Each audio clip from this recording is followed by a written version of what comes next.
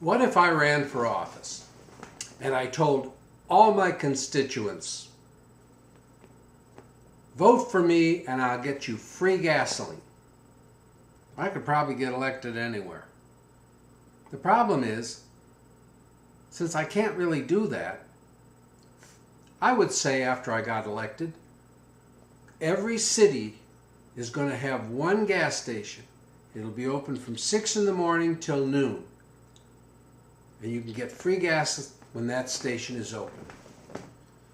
Most people say it wouldn't be worth the effort. You might have to stand in line for weeks to get to that one gas station.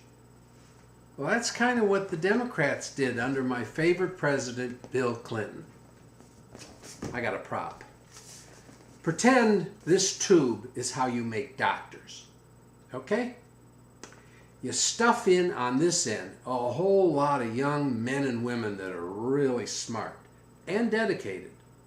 And you shove them in and they work their butts off going down through the tube and they learn all about being a doctor.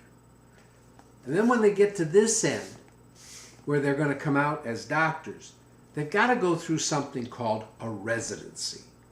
That's where they go to a hospital and they work for very little money, and the hospital takes time to actually take them from the classroom memorizing stuff to the reality of life, what really happens. They work in emergency rooms, they work in surgeries. You know the drill. You've seen it on television 1,000 times. The Democrat-controlled Congress under Bill Clinton in 1998 passed a law that would reduce the subsidies given to hospitals to keep residency programs going. So instead of doctors pouring out like they should be, we shut them down to a drizzle. 1998 was 15 years ago. The effect of what they did started to come into being about 10 years ago in a big way. And now we have a dramatic shortage of doctors. So while the Democratic Party promises you great health care, it's going to be tough without doctors. Kind of like my promise of you all get free gas. But you got to go to this one station only 6 hours a day. They have screwed you. The party that's supposed to be your friend has screwed you. Now, if you're rich, no problemo.